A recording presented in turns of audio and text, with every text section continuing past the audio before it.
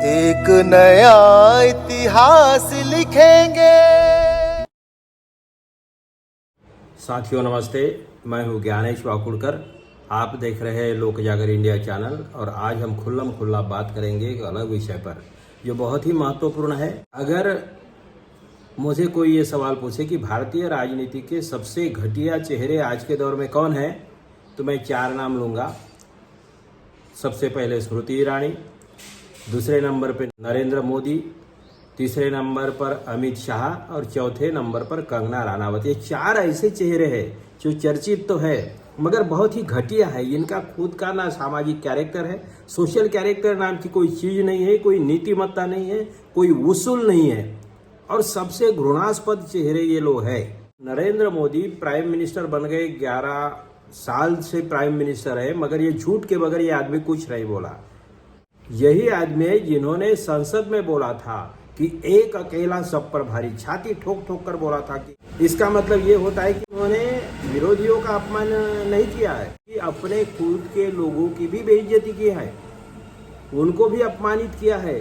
गडकरी को अपमानित किया है, राजनाथ को अपमानित किया है, आदित्यनाथ को अपमानित किया है, भागवत को अपमानित किया है, नड्डा को अपमानित किया है, राजनाथ सिंह को अपमानित किया है, सबको अपमानित किया है, पासवान को अपमानित किया है। उनके अपने लोग। एक अकेला सब पर भारी का मतलब क्या होता है कि सारे संसद में एक अकेला आदमी जिसकी कोई औकात नहीं है, प्राइम मिनिस्टर बनना ये कोई बड़ी बात नहीं होती है। जनतांत्रिक तरीके से कोई भी गुंडा भी आदमी जीत जाता है। कई बार ऐसे भी गुंडे हैं, डाकू है कि जो कभी चुनाव हारे ही नहीं है, बलात्कारी भी जीत जाते हैं। तो ये जनतंत्र की एक शोकांतिका है, कुछ हद तक तो है, जितनी भी अच्छाइयाँ हो, मगर ये बुराइयाँ भी है जनतंत्र की। तो खैर छोड़िए। तो ये जो आदमी जिस घटिया स्तर की बातें करता है, विदेशों में जाके देश की बदनामी करता है, झूठ पर झूठ बोलता है, संसद में फेस नहीं करता है, राहुल गांधी को अपमानित करता है, जबकि राहुल गांधी के जूते के पास बैठने की भी इस आदमी की औकात नहीं है। नेहरू की और इंदिरा गांधी की तो बात ही छोड़ दीजिए। आज का विषय यह है कि जगदीप धनखड़ का इस्तीफा क्यों हो गया। जगदीप धनखड़ अभी कहाँ है, उनकी तबीयत कैसी है। जगदीप धनखड़ तो बहुत ही मोदी के लाडले हुआ करते थे। मोदी के लिए, मोदी को समर्थन करने के लिए किस घटिया स्तर पे जगदीप धनखड़ गिर गए थे। कितने सांसदों को उन्होंने अपमानित किया, बोलने नहीं दिया, बर्खास्त किया।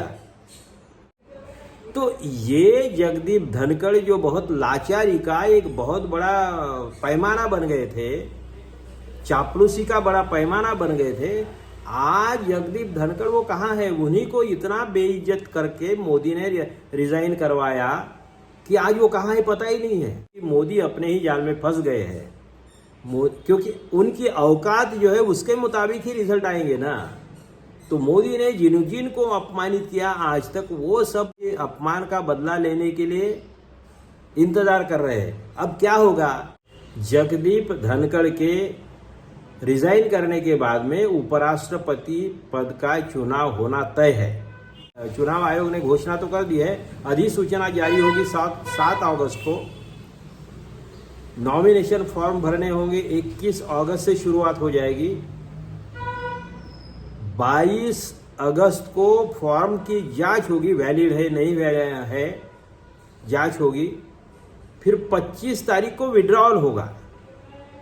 25 अगस्त को विड्रॉल होगा और वोटिंग होगा 9 सितंबर को, और 9 सितंबर को ही रिजल्ट आ जाएगा। इसका मतलब यह है कि अगर अकेला ही फॉर्म है तो चुनाव नहीं होगा, लेकिन अगर विरोधी पार्टी भी अपना कैंडिडेट कर देती है तो चुनाव होना तय है।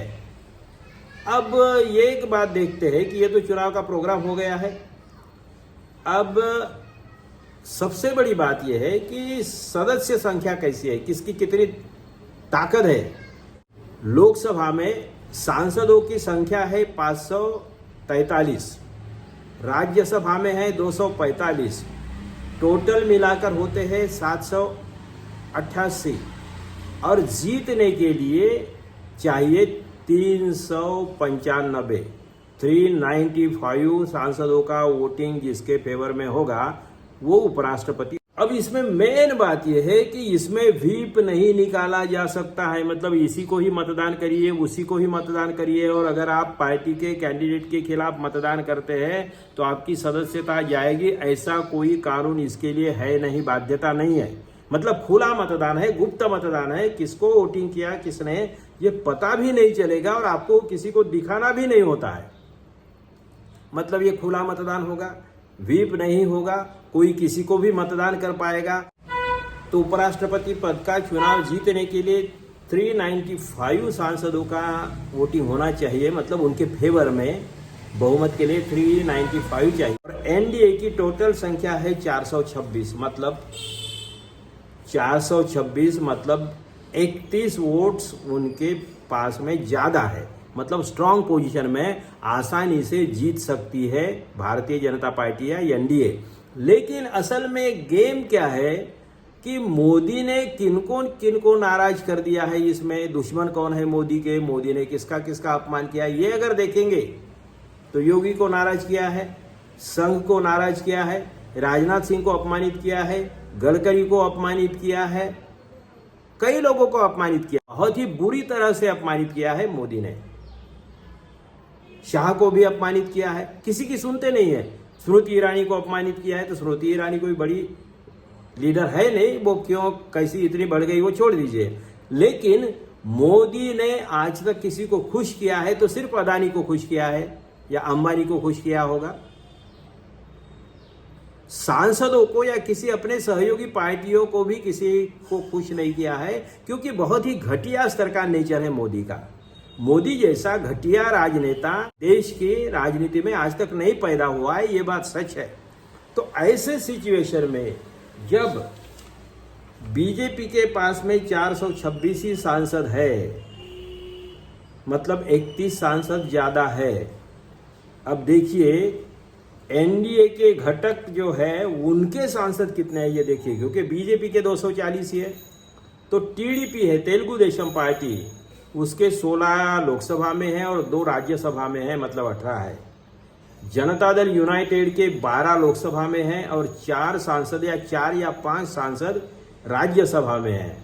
अब शिंदे की शिवसेना जो है उसके 7 सांसद लोकसभा में है और 1 राज्यसभा में है, और पासवान के 5 सांसद लोकसभा में है, मतलब ये टोटल हो जाते हैं 47।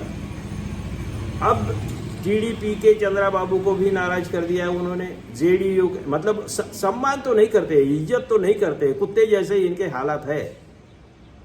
तो टीडीपी अगर नाराज है समझ लीजिए, जेडीयू अगर नाराज है, या सेना के शिंदे तो नाराज चल ही रहे हैं, पासवान का कोई भरोसा नहीं, वो तो खुद को बजरंगबली कहता है। फिर भी अगर समझ लीजिए 47 ये लोग हो जाते हैं माइनस, 47 अगर ये लोग माइनस हो जाते हैं तो बीजेपी चुनाव हार सकती है, मतलब मोदी चुनाव हार सकते हैं। अब सिर्फ ये एनडीए की बात हो गई, मगर अंदर की बीजेपी की बात अगर हम करें तो गडकरी नाराज है तो गडकरी विरोध में वोट कर सकते हैं। योगी के कुछ सांसद हो सकते हैं जो मोदी के खिलाफ वोटिंग कर सकते हैं, योगी के कुछ सांसद हो सकते हैं जो आरएसएस के हैं, जो भागवत के कहने पे, क्योंकि भागवत को और आरएसएस को जिस तरीके से अपमानित किया है उतना अपमान तो जिंदगी में इतिहास में विरोधी पार्टियों ने भी नहीं किया है आरएसएस का। सरेआम उनकी बेइज्जती कर दी है, तो ये भी नहीं चाहेंगे कि मोदी का आदमी जीते। तो सबसे बड़ी बात ये हो जाएगी कि ये लोग इनमें से कुछ 2-4, 5 भी अगर ये हो जाते हैं तो फिर मोदी सांसद लाएंगे कहां से?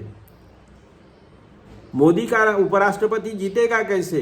तो क्या विरोधी पार्टी मतलब कांग्रेस वगैरह इंडिया आघाड़ी क्या फिर से धनखड़ को चुनाव में उतारेगी या कोई नया कैंडिडेट देगी? और धनखड़ को अगर उतारते हैं चुनाव में तो और, क्योंकि वो जो है तो और समीकरण हो जाएगा, नया समीकरण उभर कर सामने आ जाएगा और बीजेपी का कैंडिडेट हार सकता है, मतलब मोदी की हार हो सकती है। और मोदी की हार में ही संघ को एक तसल्ली मिल सकती है, योगी को तसल्ली मिल सकती है, अमित शाह को भी तसल्ली मिल सकती है, आरएसएस को तो खुश ही होना है, गडकरी को भी खुश हो सकते हैं। एक अकेला सब पर भारी, किसी को सुनता ही नहीं है आदमी।